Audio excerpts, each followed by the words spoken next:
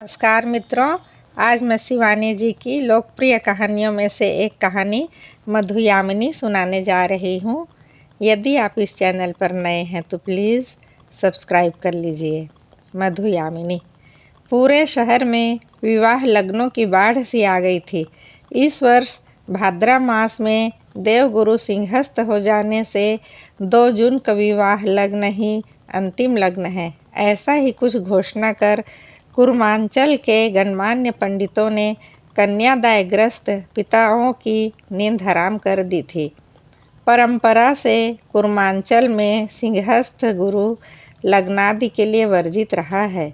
फिर पुत्र भ्रात कलत्राणी यक्षाग्री न संशय सुनकर अधिकांश धर्मपरायण सरल कुमाऊँवासियों को जैसे सांप सूंघ गया था।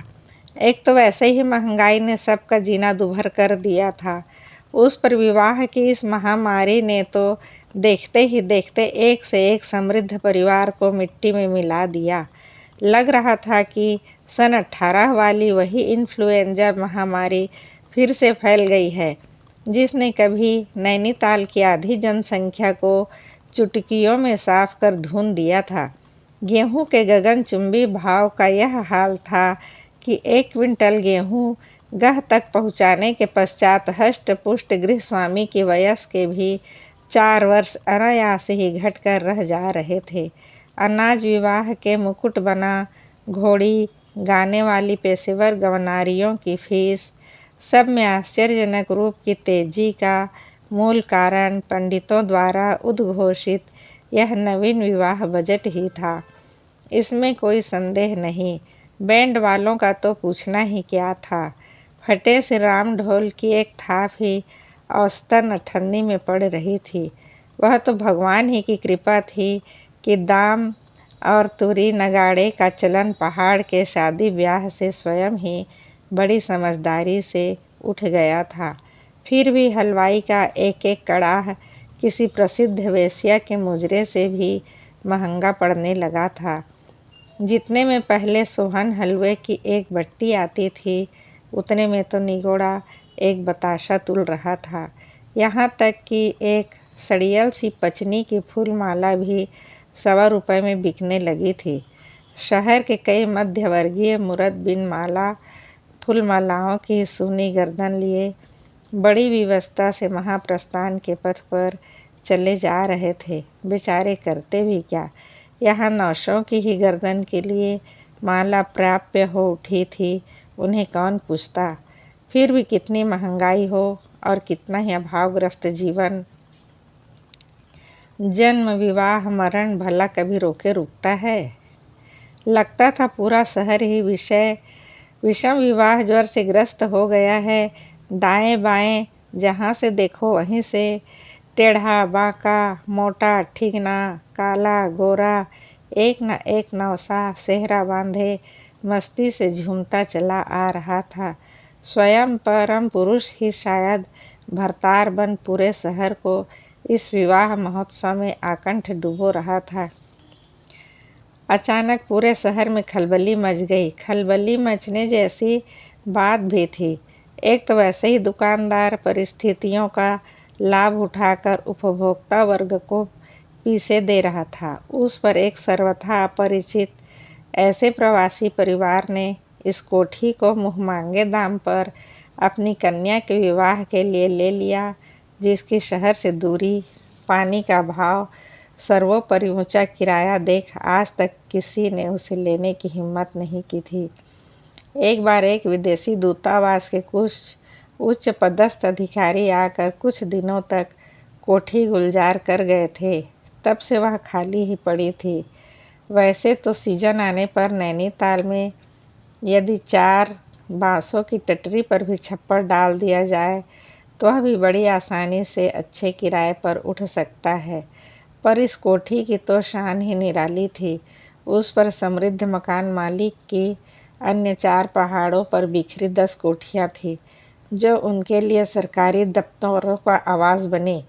दिन रात सोना उगलती थी। शायद इसी से उन्हें इसकी कोई चिंता भी नहीं थी, किराए पर उठे या ना उठे। मैंने एक बार उनसे कहा भी था, थोड़ा किराया कम कर छोटी सी पानी की टंकी लगवा दीजिए, फिर देखते ही देखते किराए पर लग जाएगी। अब बड़ी बड़ी कोठियों का मार्केट नहीं रहा। अब तो लोग फ्लैट नुमा चीज़ें ही पसंद करते हैं, जिसको न तो सजाना कठिन होता है न साफ रखना। हाथी का भी तो अब मार्केट नहीं रहा, पर क्या वह अब भी खच्चर के भाव बिक सकता है? कहकर वह अपनी बर्मी सिगार फूंकने लगे थे। मैंने फिर कुछ नहीं कहा। इतना मैं जानती थी कि चतुर शाह जी किराया कम करेंगे न कोई इस हाथी को खरीदेगा, पर मेरी धारणा निर्मूल निकली। एक दिन सुबह उठी तो देखा 3-4 नौकर एक साथ सूखी क्यारियों को तर कर रहे हैं। कहीं झाड़ फानूसों की धूल जाड़ी जा रही है और कहीं मोटे धूल भरे गलीचे कालीनों को निर्ममता से पीटा जा रहा है। तुम कितना किराया कम करने को कह रही थी? शाह जी ने बड़े गर्व से घोषणा की। हमने कुछ और बढ़ा दिया। फिर भी पूरे सीजन का किराया भर केवल 8 दिन रहकर यह प्रवासी परिवार कन्यादान करते ही फूलपुर से उड़ जाएगा। मेरे बंगले से इस कोठी का फासला कठिनता से 3 गज का था और अपने बरामदे में 15 मिनट तक खड़ी होने के साथ ही मैंने इस प्रवासी परिवार की आर्थिक स्थिति को भांप लिया।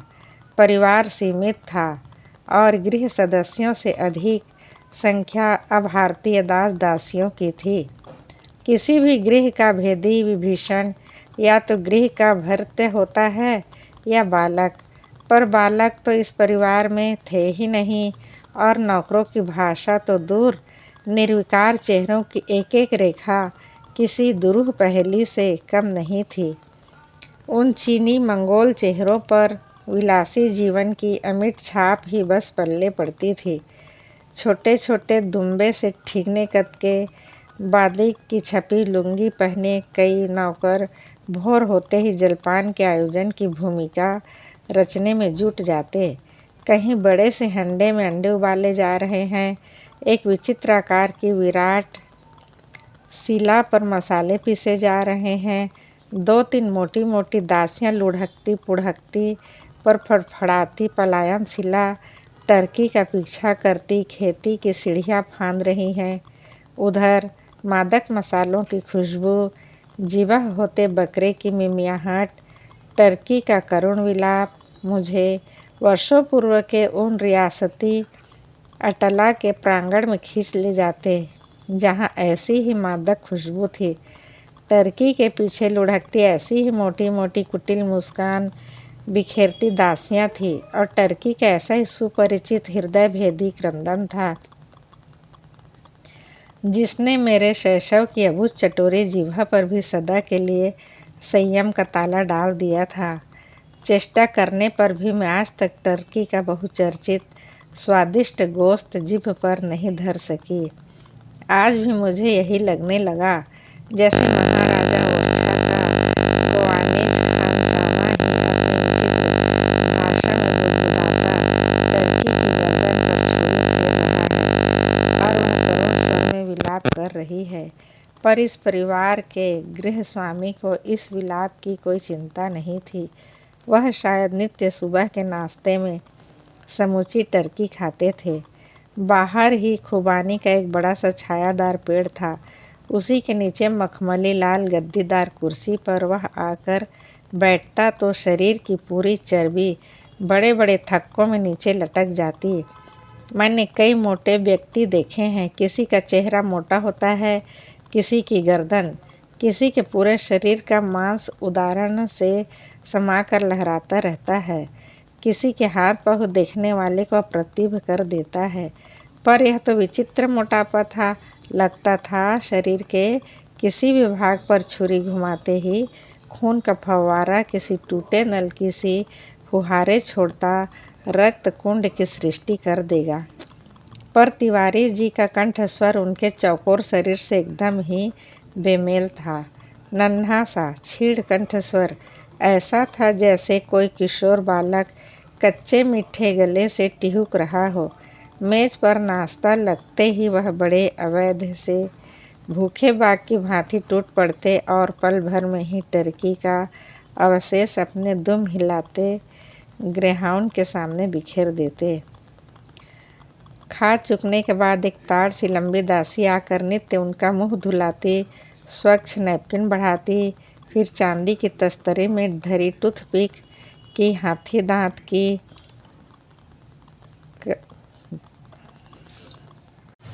ट्रे पकड़ाई। एक तो तिवारी जी ने अपने वैभव का चुग्गा डालकर शहर के पूरे व्यापारी वर्ग को फांस लिया था।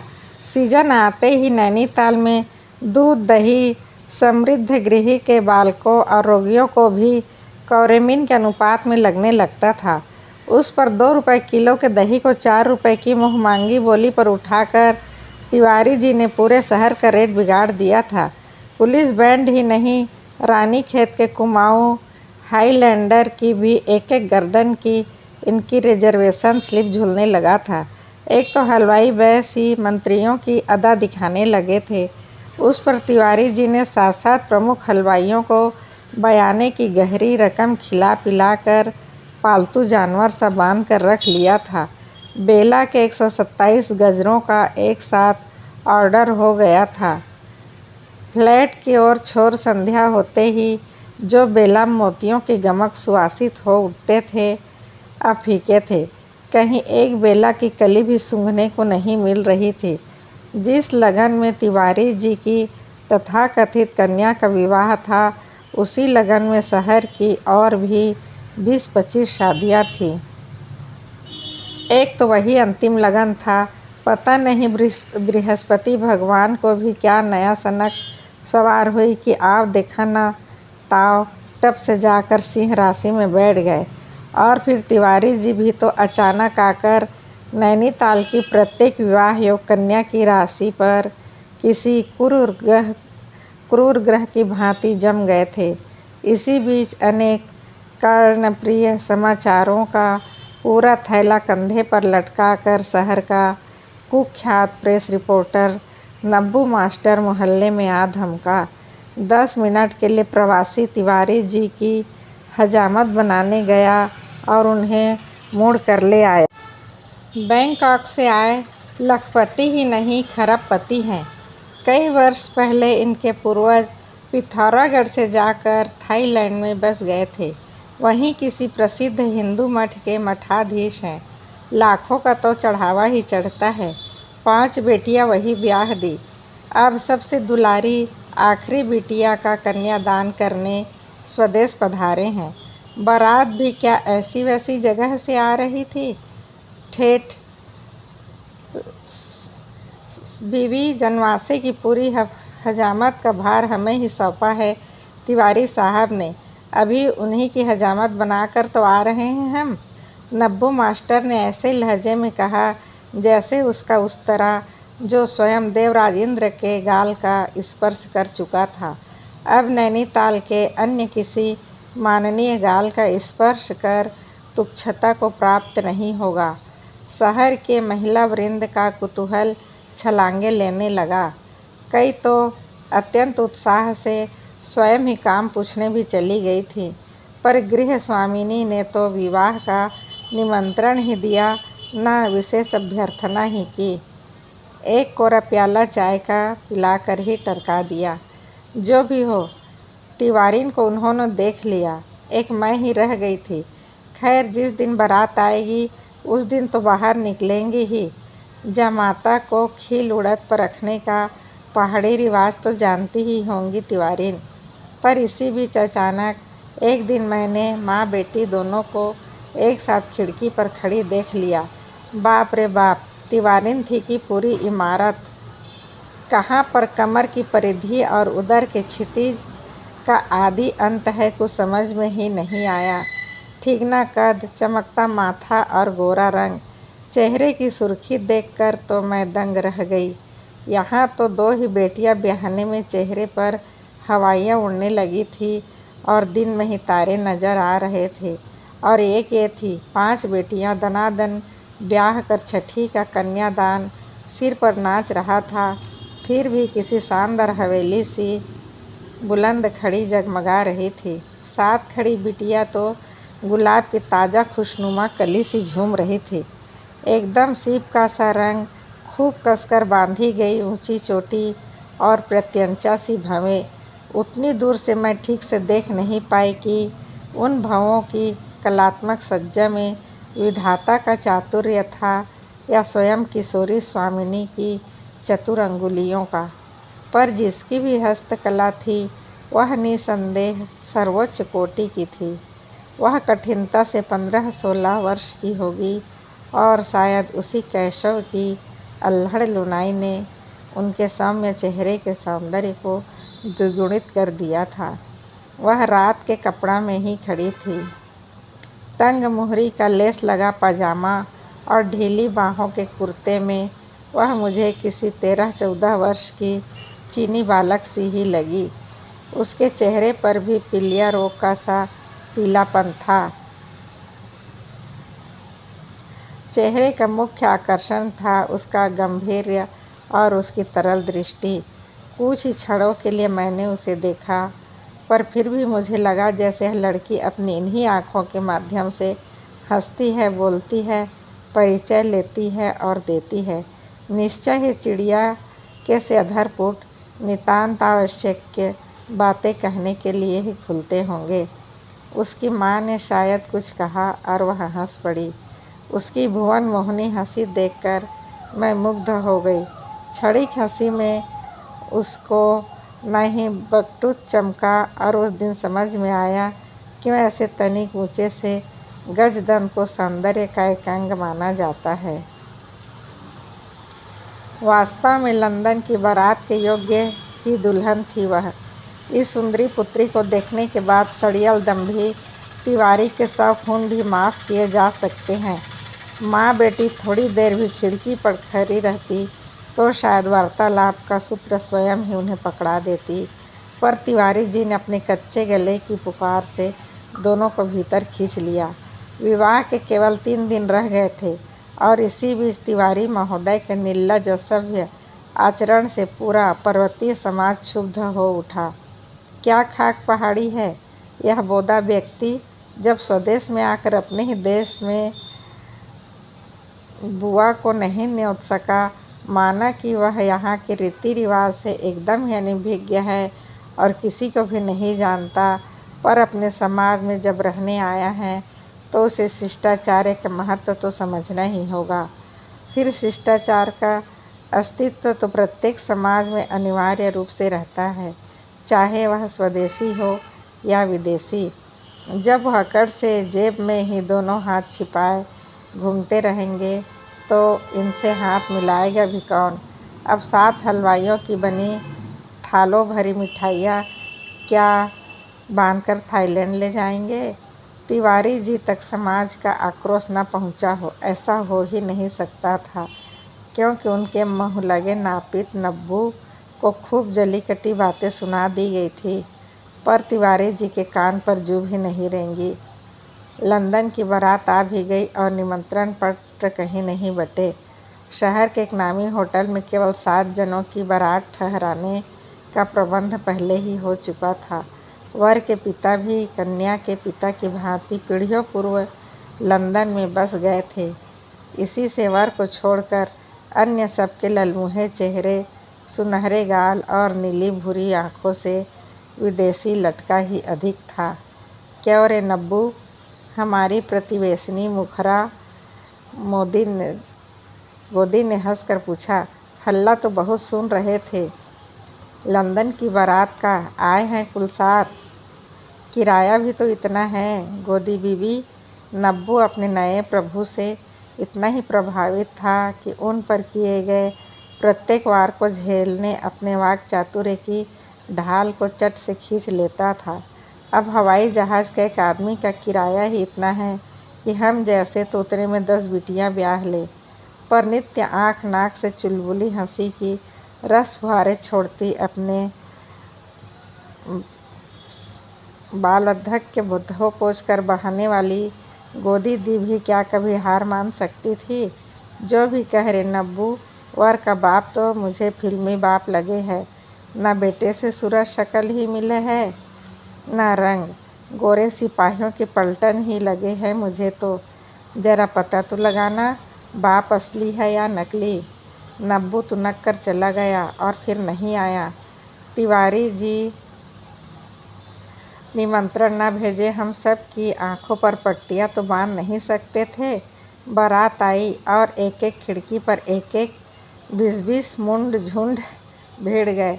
बारात की सज्जा एक स्वागत आयोजन में तिल मात्र की त्रुटि नहीं थी।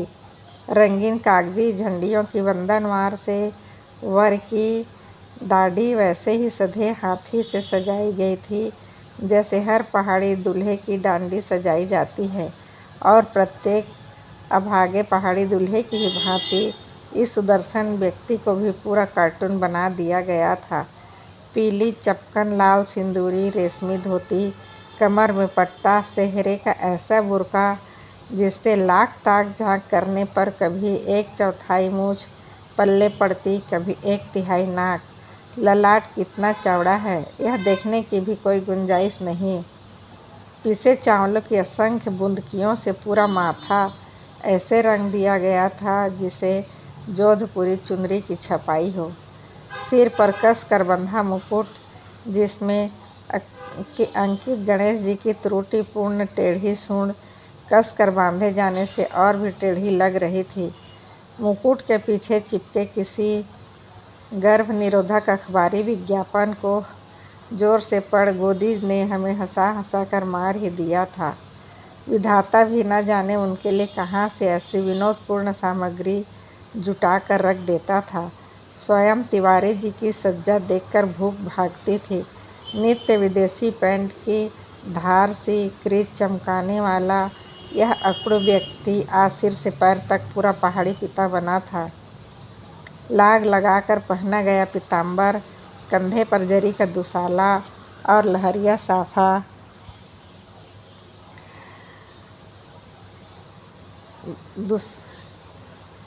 दामाद के घर सोने झुके तो गोदी दी की बोलती बंद हो गई। कैसा उजला झक दामाद मिला था तिवारी जी को। चाहते तो जमाता के चरण विगल धोए ही नहीं, चरणामृत पान भी कर सकते थे। हमारा पूरा मोहल्ला सांस खींचे अपनी खिड़की से गोधूली में संपादित यह अनुपम छवि आंखों ही आंखों में पी रहा था। और कलमुहा नब्बू न जाने कहाँ से आकर हम सब के सीने में एक गोली दाग कर चित कर गया। कैसा बढ़िया दूल्हा है नब्बू, गोदी दी ने कहा। मुझे तो खूब नेक मिला होगा रे आज, सैली तो ही कर रहा था। हाँ बेबी, नेक में तो पूरी अमेरिकी सोने की मुहर मिली, पर दूल्हा देखने ही देखने का है, मोम का पुतला। क्या? 27 कंठे ने एक साथ चौंक कर पूछा। सुबह ही हजामत बनाने गया बीवी, तभी समझ गया था कि दाल में कुछ काला है। एक आँख कांच की है बीवी। चल हट। अविश्वास से हम सब ने उसे झिड़क दिया। मुआ हमेशा ऐसी ही मनहूस खबरें लाकर रंग में भंग कर देता था। कसम कुरान की बीवी, एक आँख झपकती है, हिलती है, डुलती है, दूसरी एकदम पत्थर। इतना कहकर वह स्वयं पत्थर बनकर खड़ा हो गया। शायद ठीक ही कह रहा था नब्बू। इतनी ऊंची दुकान का फीका पकवान भी निकल जाए तो कौन सा आश्चर्य है। पर हाय, कैसी फूल सी लड़की को काने के पल्ले बांध दिया। क्या लंदन की बारात ही देखकर रिझ गए तिवारी जी? एक से एक सुंदर गुणी वर तो यहीं जुट जाते। बड़ी बड़ी आँखों वाली सुंदरी अपरिचिता किशोरी के अंधकार में भविष्य की नाना कल्पनाएं जगाती रही। एक न एक दिन वह अपने पति की कांच की नकली आँख को प्याले में डालकर साफ किए जाते देखकर शायद वैसे ही सहम उठेगी जैसे मैं बचपन में एक बार अपने बंगाली अध्यापक के कांच की आँख को देखकर सहमी थी। चट से उन्होंने आँख को दबाकर कांच की गोली सी ऐसी निकाल ली जैसे पकी खुबानी की गुठली हो। जितनी देर उनकी आँख प्याले में धुलती रही, उतनी देर बिना दांत के उसके पोपले मुंह की सी पोपली आँख को देखकर मैं सिहर उठी। बेचारी लड़की, इतना रूप देखकर क्या विधाता ने उसको किसी काने की पत्नी बनाने को पृथ्वी पर भेजा था। दूसरे दिन तड़के बारात कब विदा हुई, कब कन्या के विदा के साथ ही साथ कब तिवारी परिवार रुद्रपुर से उड़ने चला गया, हम जान ही नहीं पाए। चाबी मेरे पास ही रहती थी, इसलिए कोठी बंद कर चाबी देने माली आया तो मैं चकित रह गई। बड़े फुर्तीले निकले तिवारी जी। कन्या के विदा के पश्चात तो विधाता कन्या के माता पिता को क्लोरोफॉर्म सुंघाकर बेहोशी में डुबा जाता है और तिवारी जी की फुर्तीला परिवार कन्या के साथ ही साथ फौरन विदा हो गया। क्यों माली? मैंने माली को खूब आड़े हाथों लिया। इतने दिनों तक उसने मुड़कर भी हमारी तरफ नहीं देखा था। क्यों, तुम्हारे नए मालिक ने खूब खिला पिला कर बांध लिया था, है ना? क्या करता बीबी जी, नौकर आदमी ठहरे हम। साहब ने कहा था जब तक हम यहाँ रहें तुम्हें यहीं रहना होगा। एक भी चीज़ खोई तो तुम्हें ही पकड़ेंगे। मैं क्या करता? दिन रात सामान की चौकीदारी करता था। हमारी तो बोली ही नहीं समझती थी। मैंने कहा, नहीं तो ज़रूर बतला देती कि इतनी सुंदर बिटिया को काने के पल्ले बांध दिया। खूब समझती थी बीबी, माली ने हंसकर कहा। आप हमसे भी अच्छी पहाड़ी बोलती थी, पर कहती थी जानबूझकर हम किसी को नहीं बुला रहे हैं माली। पलड़ा उनका भी बहुत भारी नहीं था बीबी, और जो कुछ माली ने बताया उसी के आधार पर मैंने अपूर्ण कहानी के 4 खंभों की नींव पर छप्पर डाल दी। बारात लंदन पहुंच गई थी। अपनी सुंदरी बालिका वधू की आंखों में आंखें डालकर तरुण प्रवासी पति अनर्गल प्रलाप सा कर रहा था।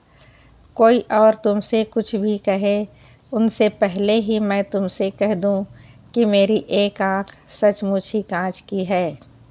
मुझे पता होता कि तुम इतनी सुंदर हो, कमसीन हो, तो मैं सचमुच इस मरीचिका से नहीं छलता, सब कुछ पहले ही बता देता। क्या तुम कभी क्षमा कर सकोगी? सुंदरी किशोरी ने लजाकर पति की शीला सी छाती में मुंह छुपा लिया। अब उसके जीवन का सबसे बड़ा अभिशाप उसके लिए वरदान बन गया था। पति के लंबे प्रलाप पर एक शब्द भी न बोली, उसके पल्ले नहीं पड़ा। पति की जघन्य कैफियत का एक शब्द भी नहीं सुन सकती तो अपने जीवन के कमज़ोर मुकदमे के पक्ष में एक भी पुष्ट दलील दे पाती। वो तो जन्म से गूंगी और बहरी थी, पर वो शायद धीरे धीरे समझ जाएगी। अपने कानों की श्रवण शक्ति, जिह्वा की वाक चातुर्य सब एक कम बड़ी बड़ी आँखों में भर कर रच दिया था विधाता ने। एक बार आँख उठाकर देखने से ही वह विलक्षण बुद्धिमती सब कुछ समझ लेती है, और आज तो वह सल्लज चावनी मात्र से सजीले दूल्हे को देख सकी है। कितनी चौड़ी छाती है, कितना ऊंचा कद है। पुरुष के पसीने की भली खुशबू क्या इत्र से कम होती है? इसका नशा उतरते ही वह सब समझ जाएगी। उसके नवीन प्रेमी के एक ही आँख में प्रणय का मादक उल्लास छलकेगा, दूसरी में नहीं। एक ही आँख झपकेगी, हिलेगी, डुलेगी, दूसरी नहीं। दूसरी एकदम पत्थर की बनी रहेगी और एक दिन शायद शिला बनकर उसकी नन्ही छाती को भी दबा देगी। कल शायद वह भी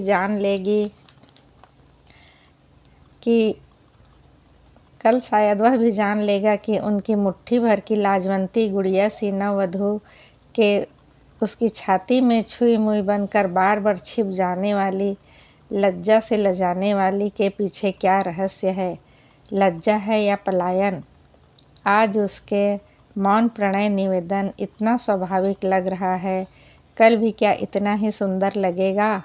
विदेशी सेंट से महकती रंगीन होंठ और तीखे नाखून वाली परिष्कृत रुचि की मेम सी सास और नंदे क्या कल भी नई बहू को ऐसे ही बाहों में भर सकेंगी जैसे आज? हाउस स्वीट कहते हुए उससे लिपट गई थी शायद। नहीं, आज उनकी मधु यामिनी में कोई विष नहीं घोल सकेगा, कोई नहीं। अलविदा मित्रों, अगली कहानी में फिर मिलते हैं।